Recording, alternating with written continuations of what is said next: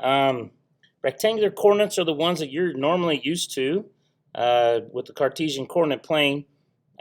When we do polar coordinates, it's a little bit different, and I'm going to show you how that kind of works. So let's look at these and take a look. Rectangular coordinates are the ones that you're normally used to. They have an x and a y value, so an x value that you would travel. So in essence, you could kind of think a little bit like as if this happened to be our xy axes. This point up here would be given by an x and a y value. That would be a rectangular point.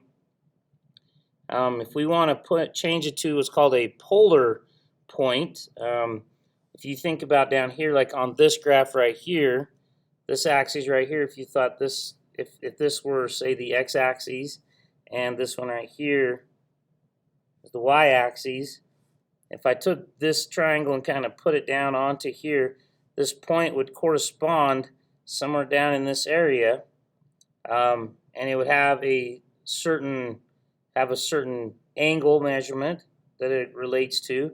But you'll also notice that it have a certain radius distance out that it would correspond to as well.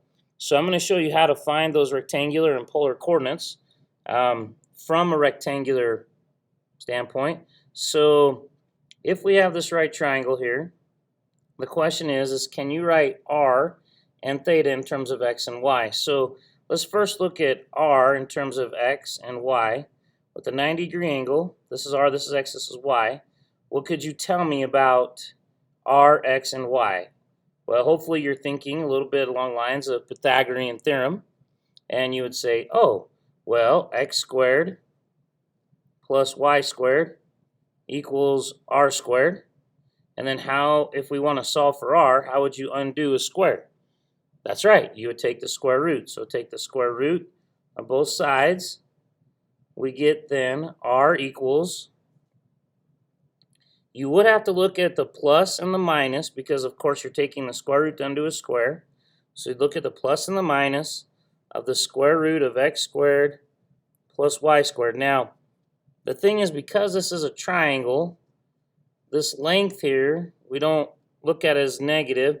We only really look at it as positive. So r, that radius then, is given by the square root of x squared plus y squared. Now, some of you might be thinking, oh, can I just undo the squares with the square root?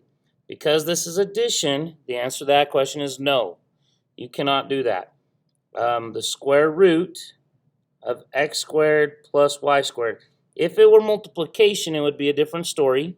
But with addition and subtraction, you cannot undo a square over addition or subtraction with that square root. Well, you just can't. It won't happen. It's not true. If you need to, we can talk about that another day. Let's go ahead and take a look at theta now. If I'm looking at x, y, and theta, well, theta is an angle, is a right triangle. So dealing with that, I could say, okay, y happens to be opposite of theta, and x is adjacent.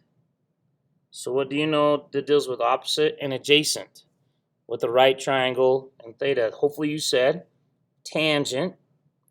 So the tangent of theta equals the opposite side, y, over the adjacent side, x. What undoes tangent? Well, an inverse operation of tangent, which is tangent to the -1. We call that inverse tangent. Some people do call it the arc tangent. It means the exact same thing. So if I take the inverse tangent, I just get out theta alone. So I get theta equals the inverse tangent of y over x. And that's how we find. These are called polar coordinates because it deals with a radius and an angle. Just like I said, if I took this point and I moved it down onto the circle, it would deal with some kind of angle, that's theta, and it deal with some kind of distance out, which would be the radius of the circle. So when we write them in polar coordinates, there we go, polar coordinates, we get r comma theta. That's how we find them. Now, how do we find them if there's going from rectangular to polar? We take the square root of x squared plus y squared to get r, and to get theta, we take the inverse tangent of y over x. Now, what if we were to try to go the other direction? In other words, what if we had a point down here on our unit circle somewhere, and I was trying to go backwards. So in other words, I had theta and I had this r because that's the length out, that's our radius, and I had the theta, the angle that I'm at. Could I find y and x? Well, let's look at it. Since y is opposite and x is adjacent, to find x, couldn't we say that the cosine of theta is equal to the adjacent side, x, over the hypotenuse, in this case is r. So to find x, or get x all by itself, just like we want here, we would multiply by r. So we get x equals r times the cosine of theta.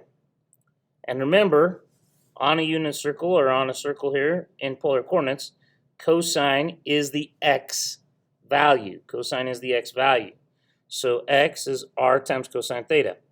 Y, on the other hand, since it's opposite, we could say that then that is sine of theta equals the opposite y over r, hypotenuse.